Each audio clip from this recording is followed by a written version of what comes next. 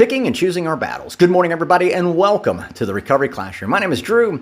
I am a recovering alcoholic. I'm still sober, and I'm still enjoying each and every single day. I want to talk about a topic that came in from our friend Lisa. Lisa, thank you for sharing this topic with us. I must admit, right off the bat, it's going to be a tough one for me. Don't have a whole lot of direct experience, not with the topic as it was written, but I'm going to give it a shot anyway. Again, we're not here to give advice, but we are here to share our thoughts and opinions.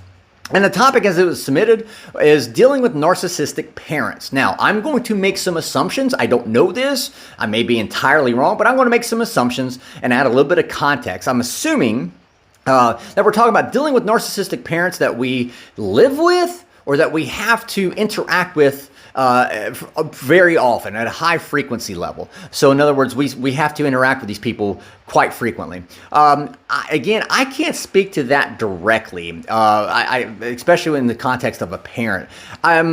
With that being said, I do think back to my mom, and I know that's a terrible segue. It's a horrible segue. I don't mean it to sound horrible, but let me explain. My mom, she passed away in 2014, and as she neared the end of her life, she started demonstrating narcissistic characteristics. Now, it wasn't overbearing, and it was very tolerable, but there were characteristics that I was able to, when I did interact with her, I was able to go, wait a minute, that's not really her. Again, nothing too out of hand or overbearing, nothing like that at all, but it was different enough for me to go, wait a minute, that's not mom. I know mom. I love mom. Who doesn't love mom, right? I mean, sure, she aggravated the shit out of me at times, and sure, she got on my nerves, and I'm sure I got on her nerves many times. It's still mom. It's still somebody I care about. While that was all happening, we also found out she had been diagnosed with frontotemporal dementia, which is a very rare form of dementia. And so whenever I would interact with mom, and when she would demonstrate some of these narcissistic characteristics, given the fact that it's mom, given the fact that it's somebody I do love, even though she might have aggravated me, I did love her, absolutely, still love her.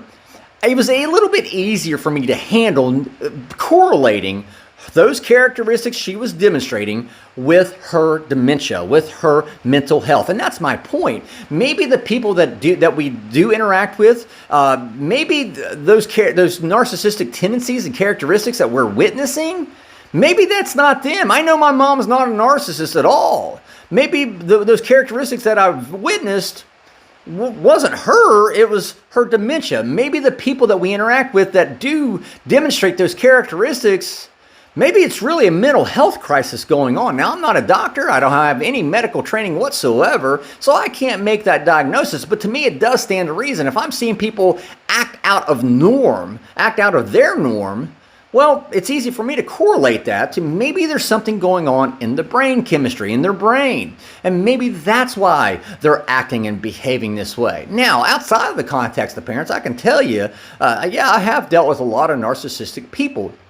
People who think that they're better than you, and people who they basically, at the end of the day, they want to feel significant and important. That's why they're demonstrating those narcissistic tendencies. They want to feel significant and important and powerful.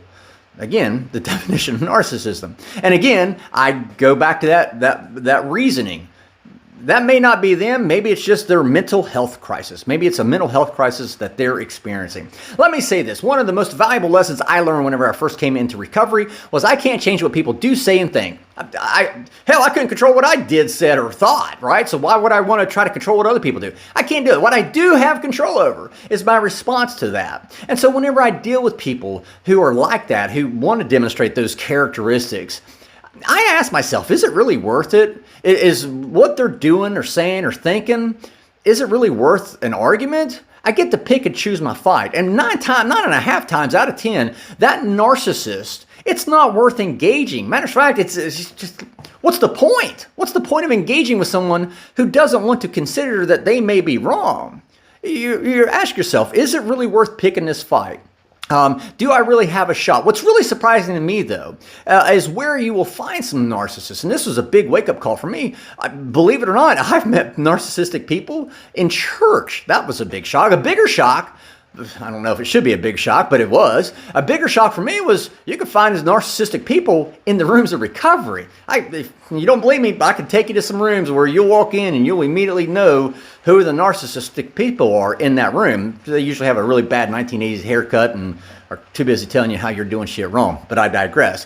At the end of the day, pick and choose the battles that you think are worth. 9.5 times out of 10, engaging with that narcissistic person, it's just not worth it. Disengage, walk away, go on and enjoy your life. You can't control what they do, say, and think. You do have control over how you respond, and that's the take-home message from me. I'm still in control with how I respond to people, and I'm grateful now that today I can have that rational thought. I can correlate that to maybe they're just having a mental health issue and I just need to move on. That works too. So with that being said, I'm out of time. Thank you guys for letting me come in and share 5 to 10 minutes of your day with you. You guys absolutely keep me sober, and I could not be any more appreciative. If you like the content of these Recovery Classroom monologues, please feel free to like, share with your friends and on your other social media channels. We'll be talking again soon. Remember, guys, you can't get drunk if you don't take that first drink.